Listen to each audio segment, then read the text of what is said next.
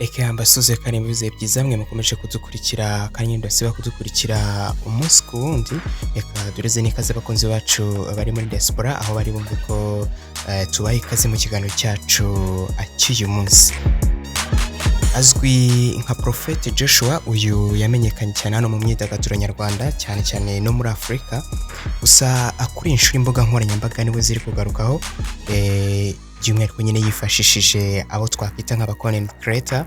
Abangaba rero bakaba bameze nkaho bari mu ipiganwa. Uyu Joshua yashyizeho amafaranga atagira ingano, no kuvuga nyine ku ba content creator bari buze rero kumuvuga neza cyangwa se kumuvuga amagambo meza, ubundi mwayo magambo we yakumva mushimishije, ubundi akagira amafaranga amuhereza. Hari bamwe mu ba content creator bari kuzamuka cyangwa se n'abakomeye hano nyine mu Rwanda batangiye kuyafataho, dore ko nk'uzwi nka Ice Mobi, uyu nawe ni umu content creator ariko abifatanya n'ubukomediye. Yamaze rero kwibika amwe mu mafaranga avuye mu biganza by'uyu mu Prophet.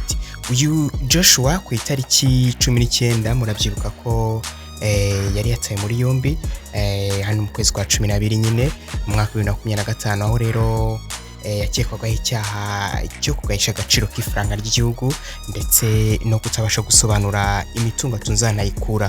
Uyu Joshua yakoze ibikorwa byinshi bitandukanye hano mu Rwanda, ariko cyane cyane nyine mu ruganda rw'imyidagaduro, aho yajyaga kuri stage ubundi agahereza bamwe mu basitari cyangwa se abahanzi bari kuri stage akabahundagaza amafaranga atagira ingano.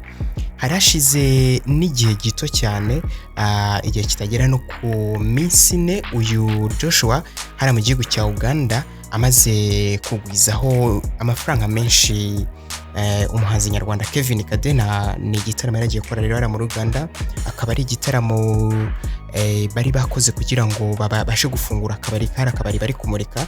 Uyu Kevin Kadena yari yatumiye kugira ngo ajye kuririmbayo.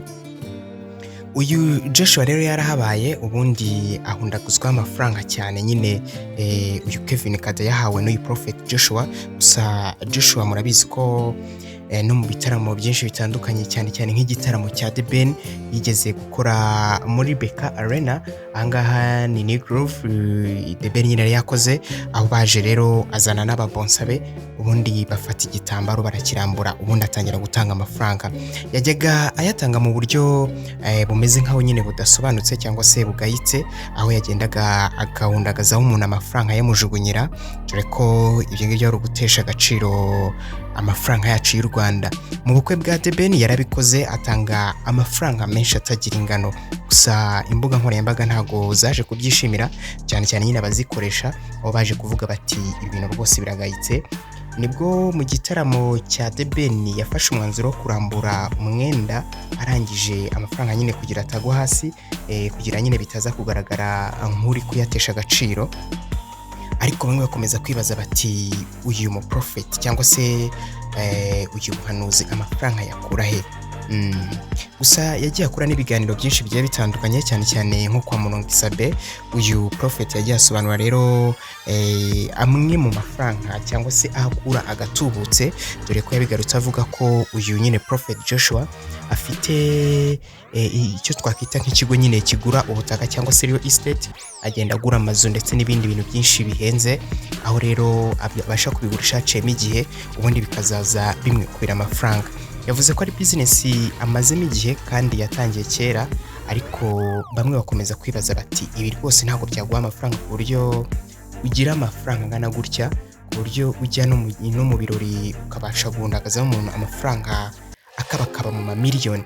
Ni ibintu byinshi rero bigenda bigarukaho, dore ko bano rero mu ba content creator kugeza amaginga rero bakomeje kumera nk'aho bari mwihangana cyangwa se mwipiganwa nyine kugira ngo babashe kucyegukana. Uyu Prophet yagiye yifashisha imbuga nkoranyambaga mu gutwika cyangwa se mu byo twakwita nko kwamamaza izina rye, ariko hagiye habonekaho imbogamizi zimwe na zimwe, aho benshi bajya bavuga ati ni prank. Murabyibuka ko iyo yigeze kugira na saga n'akasuku, ibintu byagiye bitrendinga ku izi mbuga cyane, ariko bamwe ntabwo babihaye agaciro, baravuga bati iyi ni prank kugira ngo uyu Prophet atwike. Kwisho rero yagiye mu bundi buryo, aho rero bamwe mu content creator bose berekeje amaso yabo nyine kuri uyu mu Prophet.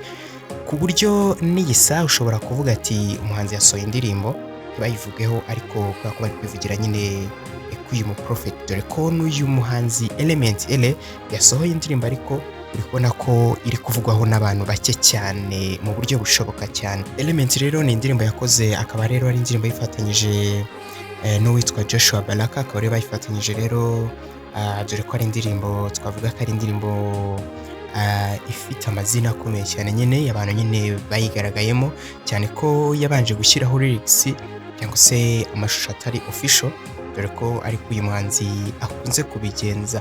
Uyu Element Ele aherutse kwibasirwa n'abakunzi be babarizwa hariya mu gihugu cya Nigeria, by'umwihariko abakoresha imbuga nkoranyambaga, aho rero bamugarutse bavuga bati Element Ele ibintu bye rwose uba usanga bimworoheye ntabwo bimuvuna, ndetse benshi bashingira rero ku ndirimbo ze zimwe na zimwe zagiye zijya viral, nyamara wareba mugasanga nta bintu bikomeye cyane byashyizwemo cyangwa se nk'ibintu bikabirijwe, dore ko mu bandi bahanzi usanga bakabiriza ibintu ugasanga wenda yakoze bije ihenze cyane y'amashusho, ariko uyu Element Ele akunze gukora utuntu rwe rwose yitonze cyane ko no kuri stage akunze no kubigaragaza, ibintu rero benshi bashingiraho bavuga bati uyu Element Ele ibintu bye ntago bijya bimuvuna.